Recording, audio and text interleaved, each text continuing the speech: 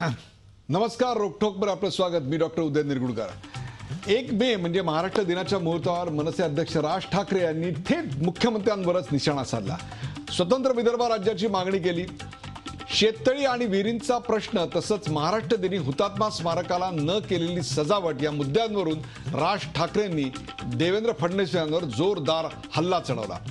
स्वतंत्र विदर्भाच्या बाजूने मुख्यमंत्री देवेंद्र फडणवीस यांनी मतदान केल्याचा त्यांचा फेसबुकवरचा फोटो झळकत होता. त्याचाच संदर्भ देत राज ठाकरेंनी थेट मुख्यमंत्र्यांच्या राजीनाम्याची मागणी केली. 33,000 विहिरी आणि शेततळ्यांचा हिशोब मागत त्यांनी मुख्यमंत्र्यांनाच थेट आव्हान दिलं. अर्थात राज ठाकरे विरुद्ध मुख्यमंत्री फडणवीस या वादाला पार्श्वभूमी आहे ती महानगरपालिकेच्या आगामी निवडणुकांची. माजी महाधिवक्ते श्रीहरी अणे यांच्या स्वतंत्र विदर्भाआधी भूमिकेची, ज्याच्यावरून त्यांनी पुढे राजीनामाही दिलेला होता. छोट्या राज्यांची पाठराखण करण्याच्या भाजपच्या धोरणाची सगळी पार्श्वभूमी होती. एवढंच काय तर महाराष्ट्राचे 4 भाग करणाऱ्या मागो वैद्य यांच्या वक्तव्याची देखील या सगळ्याला पार्श्वभूमी होती. या सगळ्याच्या निमित्तानं राज ठाकरेंनी तोफ डागली ती मुख्यमंत्री देवेंद्र फडणवीसांवर. राज ठाकरेंनी आत्ताच हा हल्लाबोल करण्याचं नेमकं कारण काय, या टीकेमागे नेमकं सत्य काय आहे, त्यांना नेमकं टार्गेट कुणाला करायचंय, शिवसेनेला की भाजपला? प्रभावी विरोधक म्हणून काँग्रेस राष्ट्रवादीची जागा घेण्याचा मनसे खटाटोप करतंय का? या भडीमाराचा मनसेला खरंच राजकीय फायदा होईल का? भाजप शिवसेनेवर टीकास्त्र सोडणाऱ्या मनसेच्या पाठीशी मतदार खरंच उभे राहतील का? चला, यासारख्या असंख्य प्रश्नांचा वेध घेऊयात आजच्या खास रोकटोक कार्यक्रमात. भाजप विरुद्ध मनसे.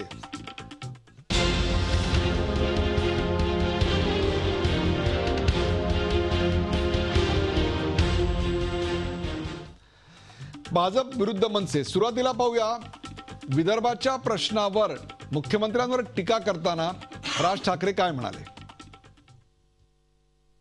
हा देवेंद्र फडणवीसांच्या फेसबुकवरचा फोटो आहे आणि मागे लिहिलेला आहे जनमताचा जनमंच कौल जनमताचा स्वतंत्र विदर्भ राज्य, आणि त्याचं मतदान घेतलं गेलं होतं आणि तिथे मतदान करताना देवेंद्र फडणवीस आहे. हा मतदान करतानाचा फोटो आहे. एकात मतदान करतानाचा आहे, एकात मतदान झाल्यानंतर बोटं दाखवण्याचा हा प्रकार आहे. याचं उत्तर मला असं वाटतं आता देवेंद्र फडणवीसांनी द्यायला पाहिजे, कारण त्यांच्याच फेसबुक अकाउंटवरचा हा फोटो आहे. त्या फेसबुक अकाउंटवरती त्यांनी लिहिलेलं आहे त्यांच्या की I voted for separate Vidarbha. Did you? मग जर विदर्भ राज्यासाठी म्हणून तुम्ही मतदान करता आहात तर या देवेंद्र फडणवीसांना महाराष्ट्राच्या मुख्यमंत्री पदावरती राहण्याचा अधिकार आहे का? याला तात्काळ काढून टाकलं पाहिजे.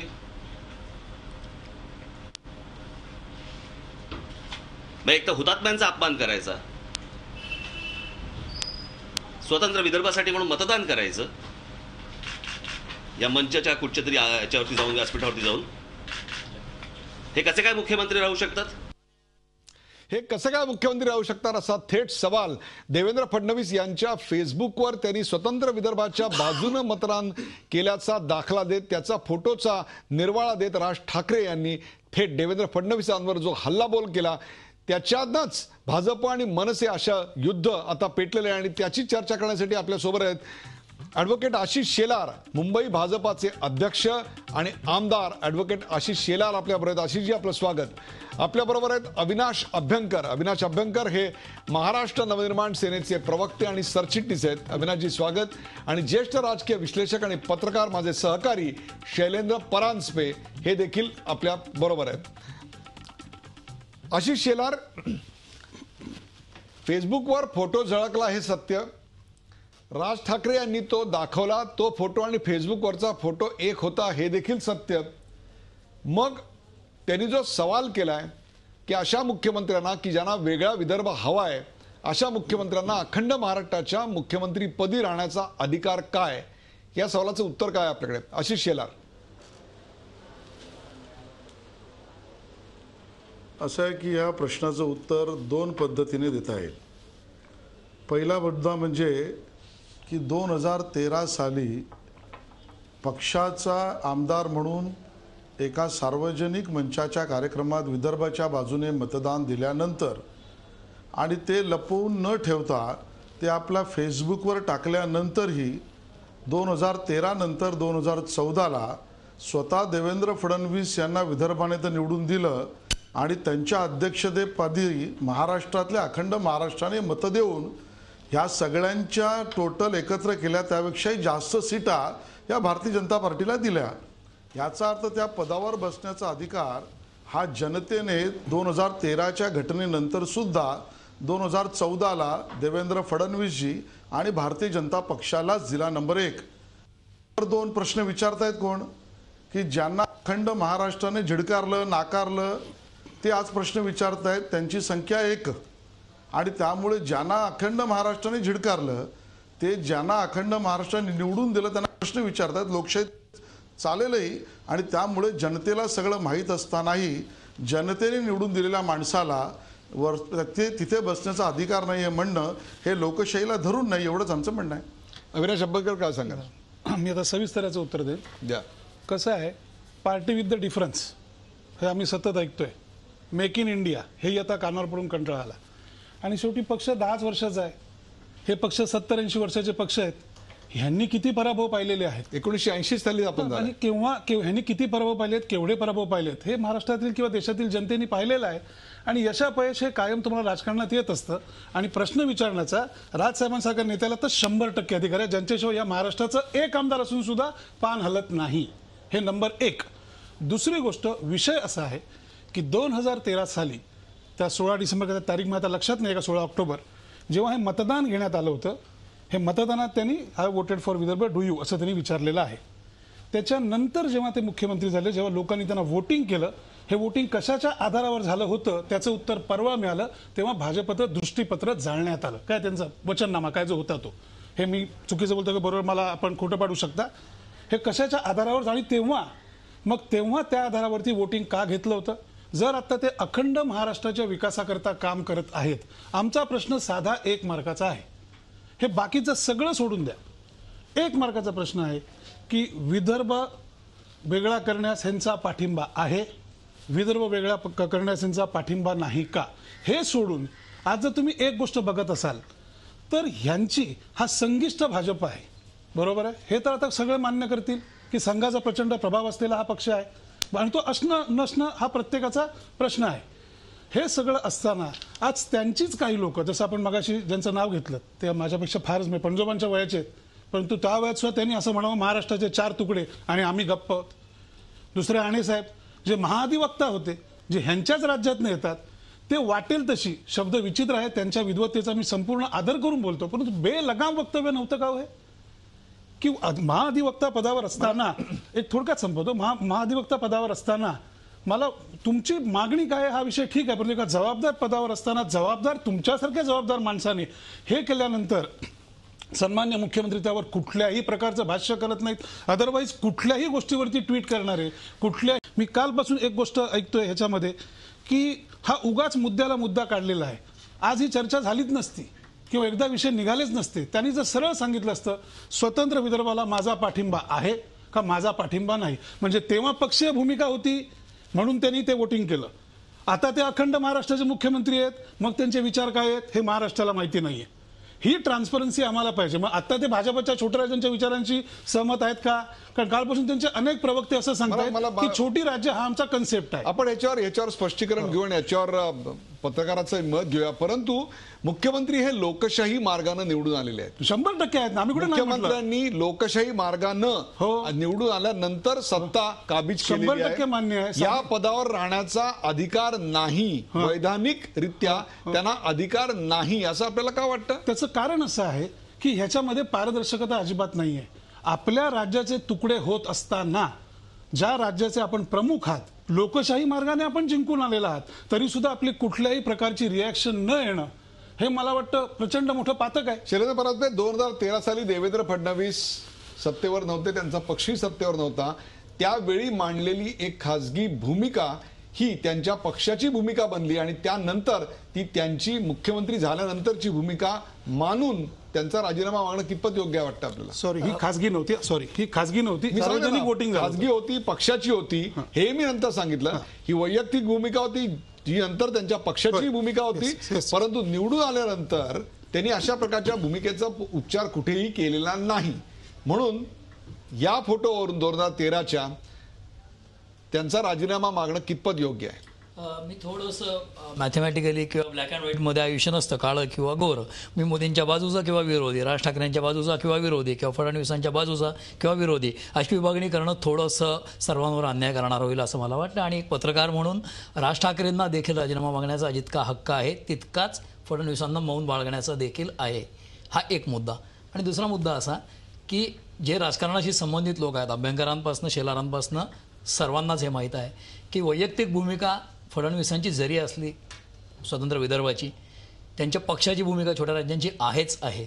जसं राम मंदिर बांधायचं होतं, परंतु NDA बांधू शकत नाही, भाजपची संपूर्ण सत्ता आली की बांधू असं प्रमोद महाजन सांगत असत. त्यांचाही स्मृतिदिन आहेच आत्ता. तसंच भाजपची संपूर्ण सत्ता आली तर कदाचित विदर्भ लगेच करतील असं आपण मानूया. आणि आज मी त्यांनी मौन बाळगलं तर त्यांना काय आपण असं लोकशाहीत फोर्स करू शकत नाही की फडणवीस या आणि आम्ही म्हणतो म्हणून बोला.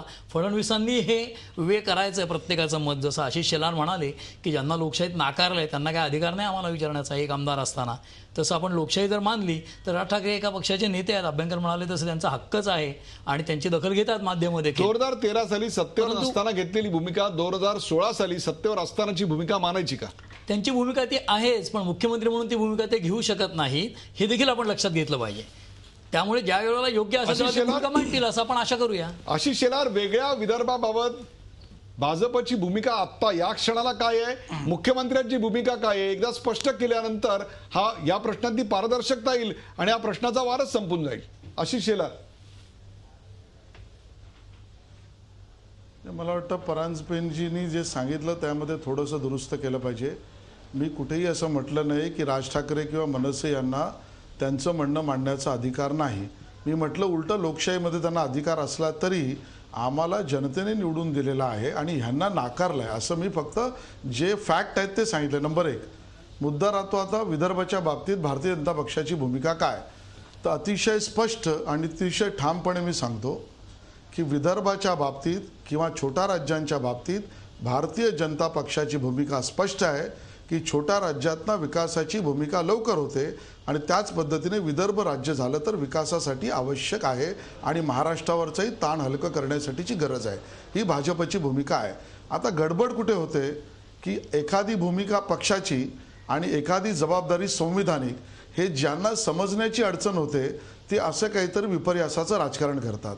ज्या वेळेला 2013ला हे मत मांडल्यानंतर सुद्धा 2014ला जनतेने अतिशय प्रभावीपणे निवडून दिलं आणि मग शपथविधीचा हा फोटो कदाचित मला पुन्हा एकदा अविनाशजींना दाखवावा लागेल की 2013चा फोटो आपण जर बघत असाल तर 2014ला राज्यपालांनी अखंड महाराष्ट्राच्या विकासासाठीच देवेंद्रजींना शपथ दिली आणि त्या शपथेच्या आधारावरच देवेंद्रजी काम करतायत. त्यामुळे तोही फोटो लक्षात ठेवा, तोही फोटो लक्षात घ्या. आणि म्हणून ज्या वेळेला ते संविधानिक जबाबदारीच्या पदावर बसले तेव्हापासून त्यांनी संपूर्ण राज्याच्या विदर्भासहित विकासासाठीच्या योजना कल्पना मांडल्या आणि त्याचं काम सुरू ठेवलंय. आणि त्यामुळे आता काहीच मुद्दा मिळाला नाही तर जुने फोटो काढा, नवीन फोटो विसरा आणि स्वतःचा स्पेस निर्माण करा.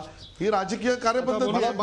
आता एक मिनिट मला आशिष शेलार यांच्या बोलण्यावर आणखीन एक प्रतिक्रिया आणि त्याच्यावर तुमचं बोलणं देतो की मागच्या 18 महिन्याच्या काळामध्ये देवेंद्र फडणवीस यांचं कुठलं कृत्य असं होतं की जे स्वतंत्र विदर्भाच्या बाजूनं पावलं टाकणारा आहे असं आपल्याला वाटतं, किंवा अखंड महाराष्ट्राच्या संकल्पनेला सुरुंग लावणारं कृत्य त्यांच्या हातून कोणतं घडलं हे सांगा. आधी 2 गोष्टींची उत्तर देतो.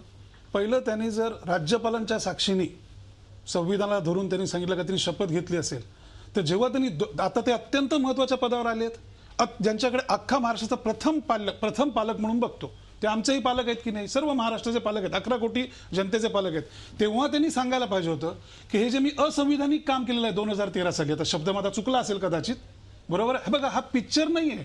इंटरव्हल पर्यंत असा होता, इंटरव्हल संपल्यानंतर असा झाला, आता एंड असा होईल. हा खेळ नाही आहे. जर हे संविधानिक असेल तर मग ते स्टेटमेंट जर असंविधानिक असेल तेव्हा त्यांनी सांगायला पाहिजे होतं की आता मला स्मरतंय की आता मी सर्वोच्च पदावर महाराष्ट्राच्या आलेल्या मुख्यमंत्री पदाच्या ते जे मी स्टेटमेंट केलं होतं, ते जे मी वोटिंग केलं होतं, ती माझी चूक झाली किंवा ती माझी चूक झाली नाही. आता प्रॉब्लेम कसा आहे बघा, आशिषजी मगासपासून सांगतायत की छोटी राज्य ही आमची संकल्पना आहे, अखंड महाराष्ट्र विकासाकरता आलाय ह्याच्याकरता त्यांची आहे, ही त्यांचं वैयक्तिक मत आहे. म्हणजे भाजपच्या मताशी नक्की मुख्यमंत्री सहमत आहेत का नाही आहेत हा पुन्हा एक क्वेश्चन मार्क आहे. पुन्हा ते म्हणतील मी स्पष्टपणे छोट्या राज्यांची भूमिका असेल तर विदर्भ हे छोटं राज्य व्हावं का नाही व्हावं हे आम्हाला बाकीच्यांना विचारायचंच नाहीये. मुख्यमंत्री हे प्रमुख पालक आहेत. त्यांनी हा महाराष्ट्राला किती सोपा विषय आहे. आणि गेल्या अनेक दुसरा विषय तुमचा हे बाकीचं 18 महिन्यातलं सोडा. त्याच्यात काय झालं रामायण, तुमच्या चॅनलला मी अनेकदा आलेलो आहोत, अनेकदा आशिषजी आले असतील, अनेकदा ही चर्चा झालेली आहे. परंतु गेल्या 6 महिन्यामध्ये जी संघिष्ट भाजप ही जी लोक आहेत बरोबरची, माझ्यापेक्षा खूप ती लोक सिनियर आहेत, प्रचंड अभ्यासू आहेत, त्यांचा संपूर्ण आदर करून मी सांगतो, त्यांनी जी भाषा वापरली होती ही महाराष्ट्र जोडण्याची होती, काही महाराष्ट्र तोडण्याची होती. आणि जर एखादी व्यक्ती महाराष्ट्र तोडते असं जेव्हा तुम्हाला वाटतं तेव्हा तुम्ही त्याच्यावरती शेकड्यांनी केसेस टाकता. आणि जेव्हा एखादी व्यक्ती महाराष्ट्राचा झेंडा पायदळी तोडते, शेवटचं जेव्हा 1 मेला काळे झेंडे दाखवले जातात, वेगळ्या विदर्भाचा नकाशा होतो, केक कापला जातो, अनेक स्टेटमेंट्स येतात, तेव्हा आपले सन्मान्य मुख्यमंत्री कुठलंही स्टेटमेंट करत नाहीत. ह्याच्यात कुठलीही पारदर्शकता दिसत नाही. राज्य छोटी असावीत ही भारतीय जनता पक्षाची भूमिका काल होती आणि आजही आहे. हो, ती भारतीय जनता पक्षाचं केंद्रात सरकार आलं त्याही वेळी होती, राज्यात सरकार आलं त्याही वेळी होती. मुद्दा ते योग्य आहे की अयोग्य ह्याची मी चर्चा आता करत नाहीये. परंतु केंद्रात जेव्हा सत्ता यायची होती त्यावेळेला पंतप्रधान पदासाठी मोदी योग्य उमेदवार होते हे वाक्य जेव्हा उच्चारलं गेलं तेव्हा देखील भाजप छोट्या राज्यांच्या निर्मिती करता वचनबद्ध होता. त्यांनी तसं सांगितलेलं होतं. तुम्हाला विचारता ना, हो, पंतप्रधान म्हणून ते देशाचं आणि राज्यांचं भलं त्याही वेळी त्यांनी छोट्या राज्यांची भूमिका मांडलेली होती. काही भूमिकांमध्ये डिफरन्सेस असतातच, परंतु या देशाचं भलं करणारा माणूस येईल म्हणून 100% सर्वात पहिले होते. बीजेपीच्या आधी राजसाहेब ठाकरे होते, हेही मी सांगतो या चॅनलच्या माध्यमातून. परंतु आल्यानंतर जो काही भ्रमनिराश झालेला आहे लोकांचा, काहीही मिळालेलं नाहीये. आपण त्या विषयावर बोलूया. आशिष शेलार,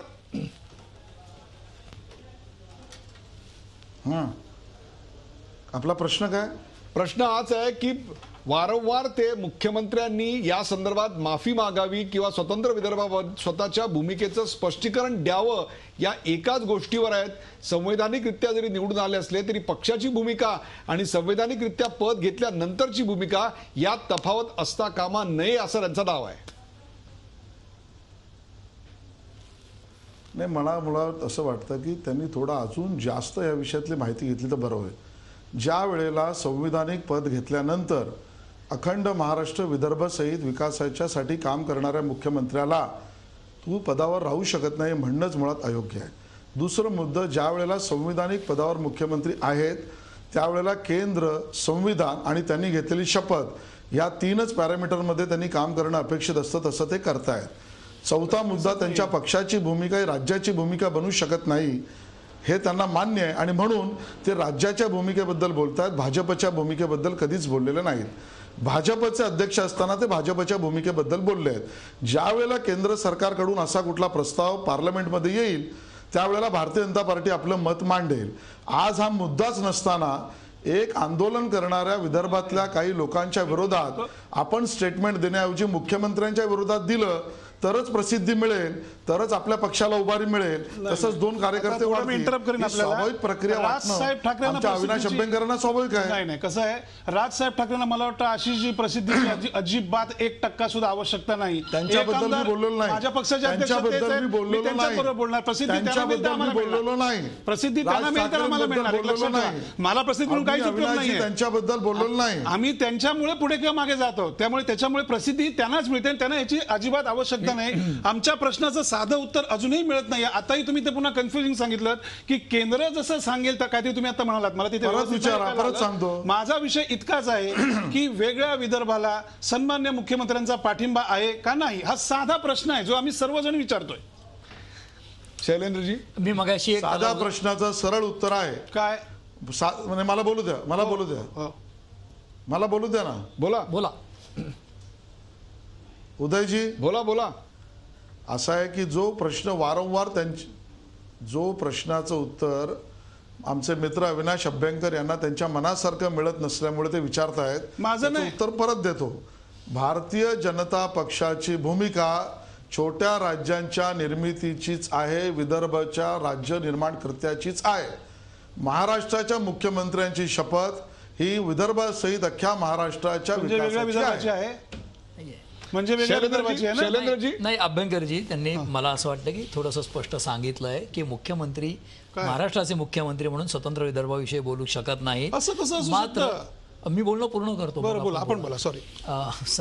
संपूर्ण महाराष्ट्राचे मुख्यमंत्री असल्यामुळे, संविधानिक जबाबदारी असल्यामुळे तेच मला स्वतंत्र विदर्भ हवा हे माझं वैयक्तिक मत आहे असं देखील म्हणू शकत नाही. ही अडचण मला वाटते एक राजकीय पक्ष म्हणून तुम्ही देखील लक्षात घ्यायला हरकत नाही. आणि दुसरी गोष्ट, मी राम मंदिराचं जसं उदाहरण मुद्दाम दिलं होतं की ज्यावेळेला 100% भाजप येईल तेव्हा राम मंदिर बांधू, पण एनडीए असेल, कारण शिवसेना येऊच देणार नाही विदर्भाचा ठराव, हे तुम्हालाही माहिती आहे आणि शिवसेनेलाही माहिती आहे. त्यामुळे ही अडचणही लक्षात घ्यायला हवी. आणि आपण लोकशाहीतले सगळेच एक परिपक्व पक्ष घटक आहोत असं गृहीत धरूनच याच्याकडे पाहायला हवं असं मला वाटतं. भारतीय जनता पक्षाला जसा भारतीय जनता पक्षाला अडचणीत सापडले स्वतःच्या बळावर पूर्णपणे सत्ता आल्याशिवाय राम मंदिर बांधता येत नाही, तसंच स्वतंत्र विदर्भाचा मुद्दा महाराष्ट्रात त्यांना रेटता येत नाही.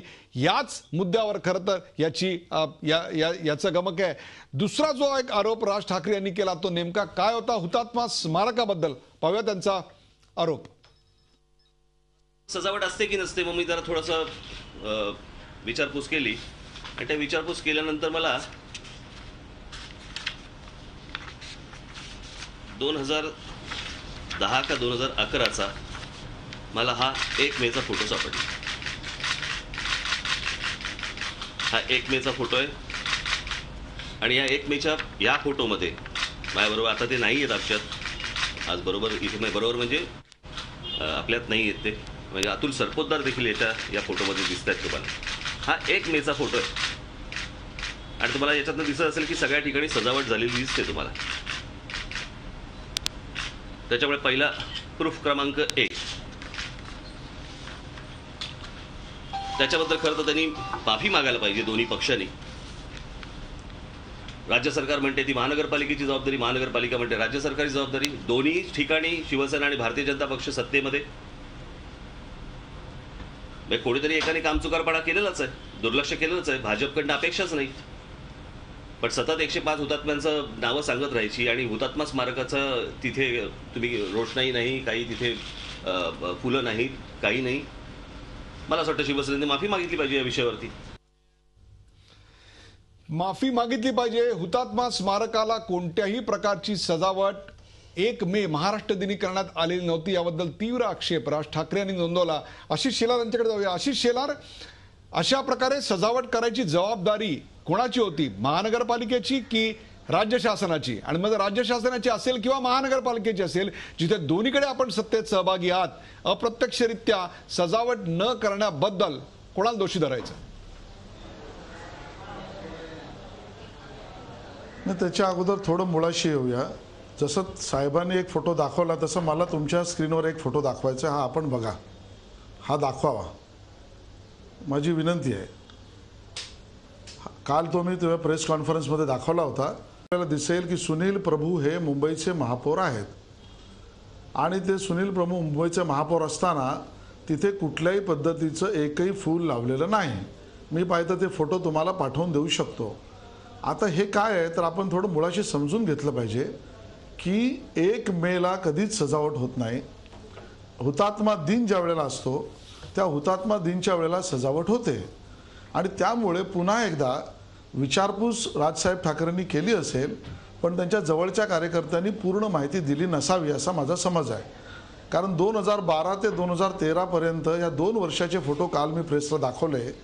काँग्रेसच्या राज्यात काळामध्ये तिथे फुलं लागली नाही 1 मेला तर मनसेला ती चालली, पण भाजपच्या काळात कधी लावायची नव्हतीच 1 मेची, ती नाही लागली म्हणून आवई उठवायची.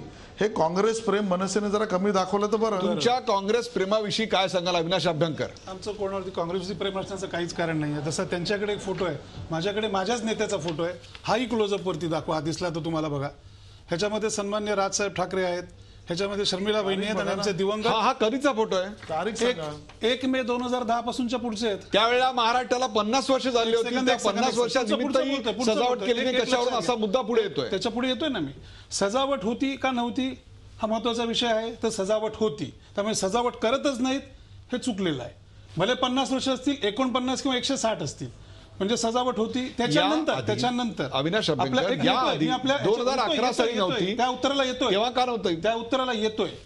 मी आपल्या वेगळ्या वाहिनीवरती असताना राजकीय नाही, परंतु मला नाव घ्यायला लागतंय, त्यांनी डिनाय करावं. सन्मान्य विश्वंभर चौधरी होते आणि अजून दोघे तिघे होते ज्यांचा राजकीय म्हणजे आमच्यासारखे कुठले पक्ष नाही, त्यांनीही सांगितलं की प्रत्येक वर्षी 1 मेला तिथे डेकोरेशन असायचं. हे त्यांनी सांगितलं, हे त्यांना खोटं पडावं. दुसरं, हा जो फोटो काढलाय किंवा हा 2010चा आहे, हे आर्ग्युमेंट होऊ शकत नाही. हा मी 1950चा आणला असेल का तिथे. म्हणजे दुसरं एक साधी गोष्ट आहे, एक सिंपल गोष्ट आहे, आपण वेगळे आहात ना जगापेक्षा, आपण जगापेक्षा वेगळे आहात ना. हे इथे मी दाखवतोय, हा फोटो आहे, हा चेक करा. माझं उलटं म्हणणं आहे, त्यांनी हे चॅलेंज करावं. आणि मी कालपासून एक मिनिट मी कालपासून हेच सांगतो आहे, 1 मेचे सर्व फोटोग्राफ्स हे त्यांच्याकडे असतात. ते त्यांच्या इतर प्रवक्त्यांना सांगितलं. आज आत्ता आमची त्यांची भेट झाली, यांची माझी आत्ता झाली. मी कालपासून हेच सांगतोय चॅनलला किंवा ह्याच्यावरती की साधी गोष्ट, फोटो रिलीज करून टाका ना. 1 मेचे ह्यांचे रेकॉर्ड्स असतात. प्रत्येक वेळेला कुठल्याही गोष्टीमध्ये ट्रान्सफॉर्मेशन. आशिष शेलार यांच्याकडनं उत्तर घेण्या अगोदर या फोटोचं नेमकं काय गौड बंगाल असं वाटतं, ही जबाबदारी नेमकी कुणाची होती आणि यातून महाराष्ट्राचा अपमान झालेला आहे का? नाही, सजावट झाली नाही म्हणून हुतात्म्यांचा अपमान होतो असं मला खरोखर वाटत नाही. आणि जर ज्या कोणाची चूक झाली असेल त्यांनी जर उमदेपणाने मान्य केली तर एकूण व्यापक जनहिताचं ठरेल. दुसरा मुद्दा असा की राजकीय पक्ष किंवा राजकारण म्हणून मुद्दे उपस्थित करताना फुलांची सजावट केली नाही वगैरे, ठीक आहे की राज ठाकरे किंवा अभ्यंकर साहेब त्यांच्या पक्षासाठी वजूद किंवा त्यांची अस्मिता शोधण्याचा प्रयत्न करतात आणि माझ्या त्यांना शुभेच्छा आहेत. आशिष शेलार काय सांगा? आशिष शेलार, 1 मिनिट. आशिष शेलार. नाही, मुळामध्ये असं आहे की पुन्हा एकदा मी स्पष्ट करतो की 1 मेला तिथे सजावट नसल्याचे दाखले आणि फोटो आणि ट्विट हे 2012, 13 आणि 11चे आम्ही दाखवले. त्यामुळे नवीन काही नाही. 1, हुतात्मा चौकाला हुतात्मा दिनी सजावट केली जाते, हा त्यातला दुसरा सत्य मुद्दा आहे. तिसरा जो फोटो ते वारंवार दाखवत आहेत तो महाराष्ट्र राज्याला झालेल्या 50 वर्षाच्या नंतरचा कार्यक्रम आहे. मला असं वाटतं की आपण राजकारण विकासावर नक्की चर्चा केली पाहिजे, हुतात्म्यांच्या सन्मानाची नक्की केली पाहिजे, पण जो विषयच राज्यात नाही, जो जनतेमध्ये नाही, जो जनता ॲक्सेप्ट करू इच्छित नाही, असे मुद्दे काहीतरी काढून त्याच्यावर चर्चा करणं हे एखाद्या पक्षाचं धोरण असू शकतं, पण त्याच्यावर स्पष्टीकरण दिल्यावर तरी ते थांबलं पाहिजे, एवढीच आमची अपेक्षा आहे. स्पष्टीकरण न वेगळ्या विदर्भावरती आजही मिळालेलं आहे. त्यांनी सांगितलं मुख्यमंत्र्यांची अडचण झाली आणि ह्याच्यावर स्पष्टीकरण विषय नाही, अत्यंत छोटा विषय होता. सकाळी 11 वाजता तर सांगितलं असतं. मी म्हटलं ना अडचण, अविनाश अभ्यंकरजी मुख्यमंत्र्यांची अडचण झालेली वेळ एका ब्रेकची झाली आहे, परंतु ज्या मुद्द्यांची चर्चा व्हायला पाहिजे ते मुद्दे चर्चेला येत नाही. ज्या मुद्द्यांची चर्चा आपल्याला प्राधान्यक्रमात खाली ठेवावीशी वाटते ते मुद्दे प्राधान्यक्रमानं सध्या महाराष्ट्रात चर्चेला येत आहेत का, हा खरा सवाल आहे. याच्या नंतरचा आणखीन गंभीर आरोप झाला आहे तो म्हणजे मुख्यमंत्र्यांनी 33,000 विहिरी बांधल्या याबद्दल राज ठाकरे यांनी आक्षेप घेतला.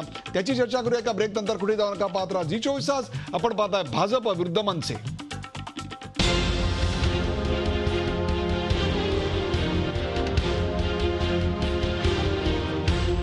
भाजप विरुद्ध मनसे. राज ठाकरे यांनी भारतीय जनता पक्षाच्या सत्तेवर जी टीकेची झोड उठवली त्याहीपेक्षा मुख्यमंत्री देवेंद्र फडणवीस यांनी 33,000 विहिरी बांधल्या या एकूणच त्यांच्या दाव्यावर त्यांनी केलेल्या दावा खोडून काढताना राज ठाकरे नेमकं काय म्हणाले ते पाहूया.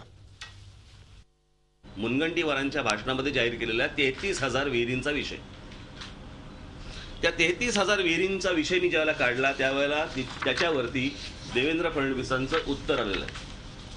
मुख्यमंत्र्यांचं उत्तर आहे की आम्ही नुसतं बोलत नाही तर करून दाखवतो. आजपर्यंत शेतकऱ्यांसाठी जे काही काम केले त्याचा रेकॉर्ड असून तो नाव पत्त्यासह देण्यासाठी तयार आहे असं सांगत मुख्यमंत्री देवेंद्र फडणवीस यांनी मनसे अध्यक्ष राज ठाकरे यांना प्रति आव्हान दिले.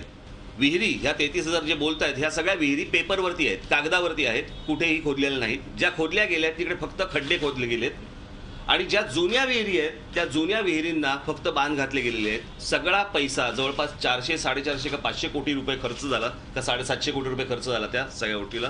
हे सगळे कंत्राटदारांच्या खिशात पैसे गेले. मग मी जे काल बोललो की मग ह्या काँग्रेसवाले आणि या सगळ्या लोकांमध्ये आणि भाजपवाले आणि शिवसेनामध्ये ह्यांच्यामध्ये फरक तो काय? तेही पैसे खात होते असल्याच गोष्टींमधनं, हेही पैसे खात आहेत. तेही पैसे खात होते, हेही पैसे खात आहेत. राज ठाकरे यांनी हा आरोप केला त्याच्या अगोदर एक दिवस आधी मुख्यमंत्र्यांनी G24 तासवर दिलेल्या विशेष मुलाखतीत मी त्यांना नेमका हाच प्रश्न विचारला होता. बघूया मुख्यमंत्री काय म्हणाले. 33,000 विहिरी बांधण्यात आल्या किंवा खणण्यात आल्या. अनेक राजकीय नेते याच्यावर आपल्याकडे त्याचा डेटा मागतायत. ट्रान्सपरंटली तो डेटा आपण आपल्या महाराष्ट्र सरकारच्या वेबसाईटवर कुठल्या गावात कुठे कुठे काय तळी काय विहिरी बांधल्या आहेत हे का जाहीर करत नाही? सगळं जाहीर केलेलं आहे, सगळं तयार आहे. फक्त आता मी हा विचार करतोय की त्याची हार्ड कॉपी पाठवू की सॉफ्ट कॉपी पाठवू. त्या सगळ्या नेत्यांना मी पाठवणार आहे. हार्ड कॉपी जी आहे ती एवढी मोठी आहे, सॉफ्ट कॉपी एका पेनड्राईव्हमध्ये पाठवता येते. मी आपल्याही चॅनलला ती पाठवणार आहे.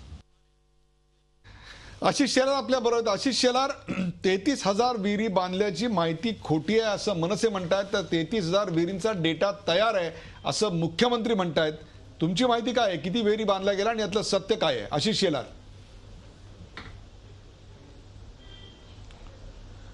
पुन्हा एकदा स्पष्ट केलं पाहिजे की सिंचनाची क्षमता महाराष्ट्रात वाढली पाहिजे आणि म्हणून सिंचन विहिरी असतील, पिण्याच्या पाण्याच्या विहिरी असतील, नवीन विहिरी असतील, अशा वेगवेगळ्या कॅटेगरीमध्ये सिंचन क्षमता वाढवण्यासाठी केलेलं काम आणि जे मुख्यमंत्री म्हणाले तेच 100% खरं आहे. आणि स्वतः राज ठाकरेंजींचं वक्तव्य आपण ऐकलं तर लक्षात असेल, तेही ते डिनाय करत नाहीत. आणि मुळात मुख्यमंत्र्यांनी म्हणाल्याप्रमाणे केवळ 33,000 नाही तर 34,693 एवढ्या विहिरींच्या बाबतीत काम झालेलं आहे. त्याच्यात फायदा कोणाला झाला आहे? त्या शेतकऱ्याचं नाव आहे, वर्क ऑर्डरचा नंबर आहे, त्या गावाचा तहसीलाचा ॲड्रेस आहे. आणि मी सर्वात प्रथम झी चॅनेलला तुमच्यासमोर दाखवतो. हे सगळं बंडल 34,000चं आहे. हे आपण आपल्या माध्यमातून अख्ख्या महाराष्ट्राला दाखवा. मी स्वतः हे घेऊन जाऊन सन्माननीय राज ठाकरे यांना स्वतः देणार आणि त्यांच्या बरोबर चहाही पिणार. त्यामुळे त्याला काही हरकत अविनाशींची असायचं कारण नाही. मी या 34,000ची बसलोय आणि झी चॅनेलच्या माध्यमातून अख्ख्या महाराष्ट्राने आशिष शेलार, पहिल्यांदा तुम्ही ते दाखवताय. मी येतो तुमच्याकडे. अविनाश अभ्यंकर, यामध्ये कागदावरती हे सगळं झालेलं आहे. खड्डे खणलेले आहेत, विहिरी काही खणलेले नाही आहेत. जुन्या विहिरींना केवळ डागडुजी करण्यात आली आणि त्याचे पूर्ण पैसे लाटण्यात आले. हे सगळं कंत्राटदारांचं काम आहे. यात पैसे खाल्ले गेले. पूर्वीचंही सरकार पैसे खात होतं आणि हेही सरकार पैसे खात आहे. हे जर हे सगळं खोटं असेल तर मनसेनं या विरोधात कायदेशीर कारवाई का नाही केली? कुठल्या पोलीस स्टेशनमध्ये तुम्ही तक्रार केली? कुठल्या न्यायालयात तुम्ही खटला दाखल केला? सविस्तर उत्तर देऊ. बोला. पहिलं म्हणजे तुम्ही जे त्यांचा जो बाईट दाखवलात त्याच्यात तुम्ही एक प्रश्न विचारलात अजाणतेपणे, ट्रान्सपरन्सी. तुमच्या याला बोलण्यात तो प्रश्न म्हणजे कुठेतरी ती ट्रान्सपरन्सी दिसत नाहीये. आपण सन्माननीय मुख्यमंत्री बोलवतात तेव्हा. दुसरा विषय, त्यांनी सांगितलं माझ्याकडे एवढं तयार आहे, काय ते बाड तयार आहे आणि पेनड्राईव्ह आहे, पत्ता द्या, मी नक्की आणायला जाईन. आता आशिष येतोय अजून आलेलं नाही, येतोय त्याच्यावर. आता दुसरी गोष्ट, ते जरा त्यांना स्क्रीन मध्ये आणलं तर बरं होईल. एक सांगली जिल्हा आहे, आशिषजी, सांगली जिल्हा आहे. अशोक श्रीमंत ह्याच्या नावाने 36,000 रुपये कुठलंही काम न करता क्रेडिट झालेले आहेत. मी डॉक्टरांसमोर आणि इतर सर्व मान्यवरांसमोर या चॅनलच्या माध्यमातून आपण कृपया तो जिल्हा काढा, हा माणूस शोधा आणि असे असंख्य पुरावे मीही आपल्याला देऊ शकतो. मी नावासकट पुन्हा सांगतो, अशोक श्रीमंत कदम, गाव गार्डी, तालुका खानापूर, जिल्हा सांगली. आपण आत्ता आपल्या लोकांना सांगू शकता, तिकडच्या तलाठी असतील, तिकडच्या पंचायत समित्या असतील, मराठवाड्यातील अथवा पश्चिम महाराष्ट्रातील कुठल्याही तुमच्या ग्रामपंचायतीतला जो ग्रामसेवक आहे किंवा तिकडचा अधिकारी आहे तो ही प्रॉपर यादी द्यायला तयार नाही आहे.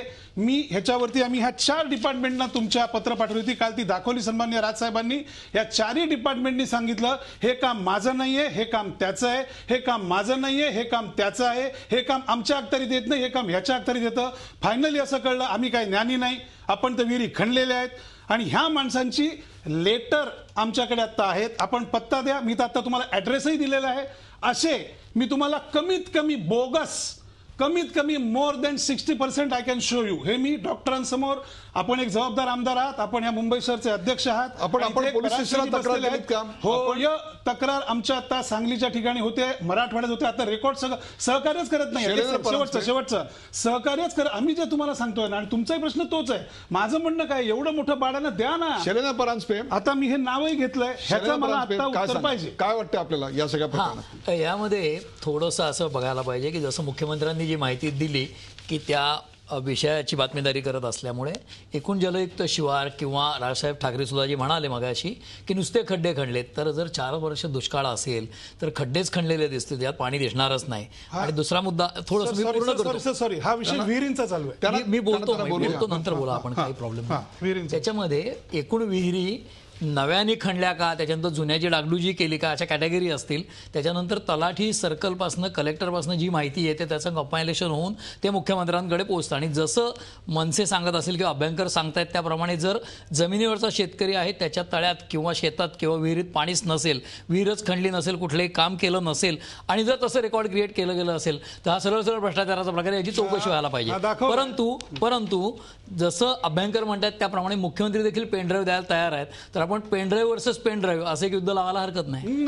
आशिष शेलार, मी तर म्हणतो आपण आज सांगितलं. आशिष शेलार, मुद्दा असा आहे की 33,000 विहिरी या निश्चितच तृषार्थ महाराष्ट्राची तहान काही अंशी भागवण्यात यशस्वी होतील, यात काही शंकाच नाही.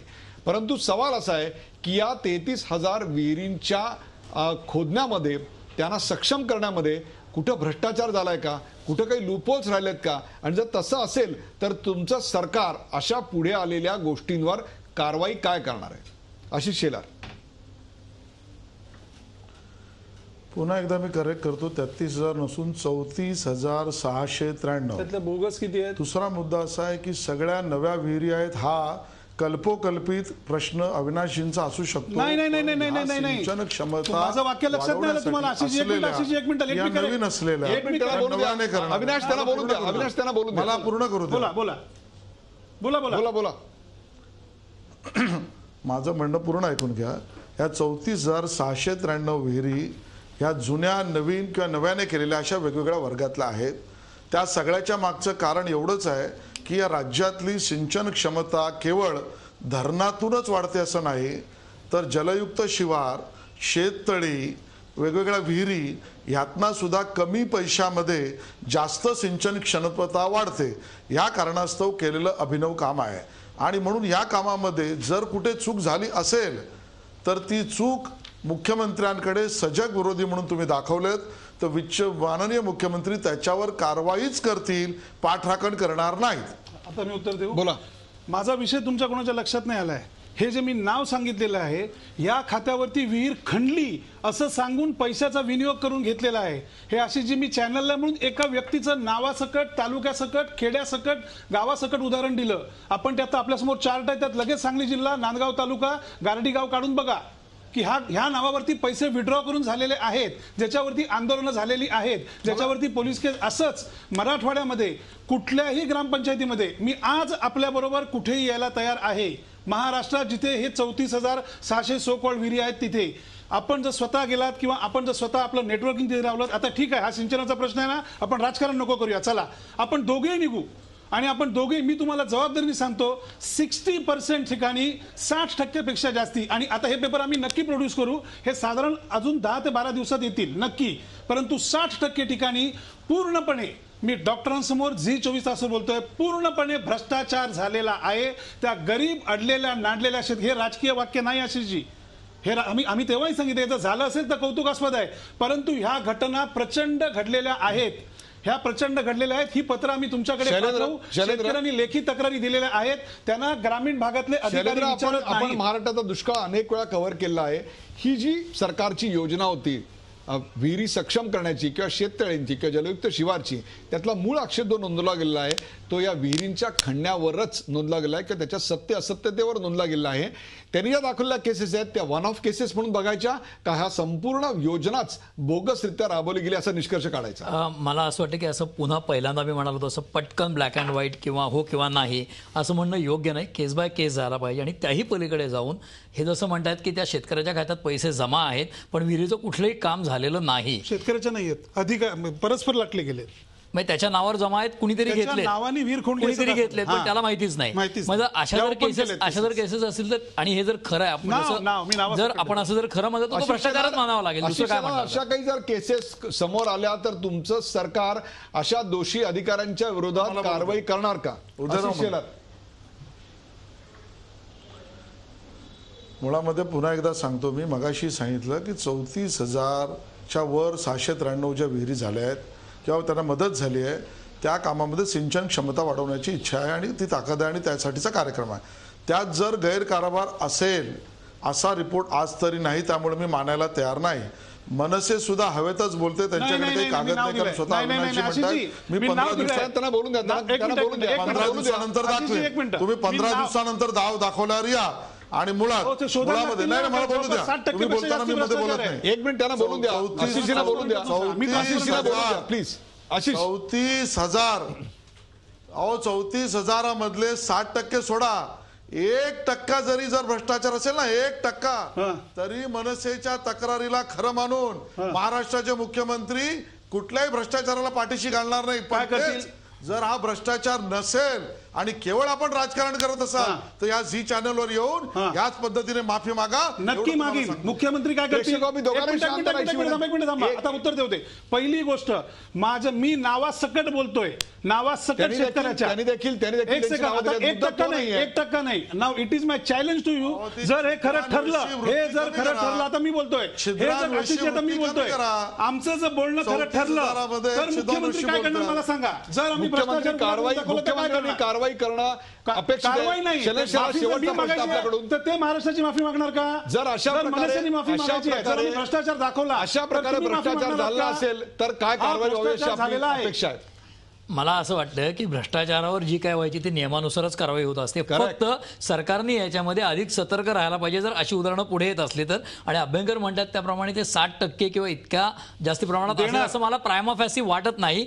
तरी देखील मनसेचं राज्याच्या वतीने आपण स्वागत करू. त्यांनी अधिकाधिक प्रकरणं द्यावीत आणि मुख्यमंत्र्यांनी चौकशी करावी. विरोधी पक्ष हा अतिशय बळकट असावा लागतो आणि आता विरोधी पक्षाच्या भूमिकेत मनसे आहे आणि ते कदाचित ते त्यांची भूमिका सक्षमपणे बजावत असतील. प्रेक्षको, भारतीय जनता पक्ष विरुद्ध मनसे यांच्यात रंगलेला हा सामना आपण पाहिलात. 2013 मध्ये देवेंद्र फडणवीस यांनी स्वतंत्र विदर्भ राज्याच्या बाजूने मतदान केलं होतं. आता महाराष्ट्राच्या मुख्यमंत्रीपदाची संवैधानिक जबाबदारी स्वीकारल्यानंतर स्वतंत्र विदर्भाच्या बाबत देवेंद्र फडणवीसांची भूमिका काय असा थेट सवाल आज मनसेने या चर्चेत केला. तर देवेंद्र फडणवीस हे अखंड महाराष्ट्राचे मुख्यमंत्री असल्यानं ते महाराष्ट्राचीच भूमिका मांडतायत. भाजपच्या भूमिकेबद्दल ते बोलत नाहीत. छोट्या राज्यांच्या निर्मितीची भाजपची भूमिका काल होती, आज आहे आणि ती कायम असणार आहे. स्वतंत्र विदर्भ राज्य झालं तर महाराष्ट्राचा ताण हलका होईल असं स्पष्टीकरण भाजपच्या वतीनं आशिष शेलार यांनी दिलं. भाजपला पूर्ण सत्ता मिळाल्यानंतर राम मंदिर बांधलं जाईल असं सांगितलं जातं. कदाचित तसंच भाजपला पूर्ण बहुमत मिळाल्यानंतर स्वतंत्र विदर्भ राज्याची निर्मिती होऊ देखील शकते असा विचार देखील या चर्चेत पुढे आला. प्रेक्षको, महाराष्ट्र दिनी हुतात्मा स्मारकावर सजावट का केली नाही असा सवाल मनसेनं यावेळी केला. तर अशी सजावट करण्याची प्रथा किंवा परंपरा नाही असा युक्तिवाद भाजपनं केला. 33,000 विहिरी आणि शेतकऱ्यांच्या मुद्द्यावरून उभय पक्षांच्या मध्ये जोरदार आरोप प्रत्यारोपांच्या फैरी कशा झडल्या ते आपण पाहिलं. या प्रकरणात पैसे खाल्ले गेल्याचा आरोप मनसेनं केला. कंत्राटदारांनी आणि सरकारचं साटेलोट हे देखील समोर आणलं. परंतु भारतीय जनता पक्षानं हा आरोप सपशेल फेटाळून लावताना लाभार्थींची यादीच सर्वप्रथम झी 24 तासवर दाखवली. या लाभार्थींच्या यादीला उत्तर म्हणून या लाभार्थींच्या यादीतल्या गोष्टी कशा खोट्या आहेत याचं वानगी दाखल एक सांगली जिल्ह्यातलं उदाहरण अविनाश अभ्यंकर यांनी मनसेचा एक रिपोर्ट म्हणून त्यांच्या समोर दाखवलं. प्रेक्षको, भारतीय जनता पक्ष विरुद्ध मनसे या सामन्यातून नेमकं काय हाती लागलं हा खरा माझा सवाल आहे. सत्ताधारी भाजप किंवा शिवसेनेवर टीका केल्यानं प्रसिद्धी मिळते ही वस्तुस्थिती आहे. पण आगामी निवडणुकीत जनतेची मतं मिळतील का हा सवाल आहे. कारण मतं मिळवायची असतील तर केवळ टीका करून भागत नाही. सत्ता असताना आपण नेमकं काय केलं होतं, ज्या भागात आपली सत्ता होती तिथं नेमकं आता काय उरलंय हा हिशोब कधी ना कधीतरी जनता तुमच्याकडे मागणार आहे आणि तो देखील त्यांना द्यावा लागणार आहे. मनसेच्या कार्यकर्त्यांसाठी धडक कार्यक्रम आखावा लागेल. त्या धडक कार्यक्रमात ज्या ज्या ठिकाणी विहिरी झालेल्या नाहीत ती ठिकाणं राज्यासमोर, जनतेसमोर, मुख्यमंत्र्यांसमोर, माध्यमांसमोर आणणं हाही एक महत्त्वाचा भाग असणार आहे. मनसेच्या गडाला दररोज पडणारी भगदाडं बुजवण्यासाठी डागडुजी करावी लागेल. मराठी अस्मिता आणि परप्रांतीयांना विरोध, अखंड महाराष्ट्र अशा भावनिक मुद्द्यांसोबतच काही ठोस कल्याणकारी योजनांचा लेखाजोखा मांडावा लागेल. विकासाच्या मुद्द्यावरचं उत्तर विकासाच्या मुद्द्यानंच द्यावं लागेल. त्याला भावनेच्या उत्तरानं कितपत चालेल याविषयी शंका आहे. जर रुळावरून घसरलेलं मनसेचं इंजिन महानगरपालिकांच्या निवडणुकीत वेगानं धावायचं असेल तर यापेक्षा देखील अधिक सशक्त असे मुद्दे घेऊन महाराष्ट्र नवनिर्माण सेनेला यावं लागेल आणि हे मुद्दे हे केवळ एक आमदार असलेल्या आणि जनतेनं नाकारलेल्या पक्षाचे मुद्दे म्हणून आज जर आपण सोडू लागलो तर कदाचित उद्या या मुद्द्यांचा वणवा आपल्या अंगावर आल्याशिवाय राहणार नाही. एवढाच भारतीय जनता पक्षाच्या सरकारला यातून धडा. भाजप विरुद्ध मनसे या नाटकाचा हा पहिला प्रयोग होता. महाराष्ट्राच्या 10 महानगरपालिकांच्या आणि विशेषतः मुंबई, ठाणे, पुणे, नाशिक या महानगरपालिकांच्या निवडणुकांचे असे हे जोरदार आमने-सामने प्रयोग आता यापुढे प्रत्येक वेळी रंगत राहतील. तुर्तास या चर्चेत सहभागी झाल्याबद्दल सर्व मान्यवरांचे आभार. ताज्या बातम्यांसाठी पाहत राहा झी24 तास. रहा एक पाऊल पुढे.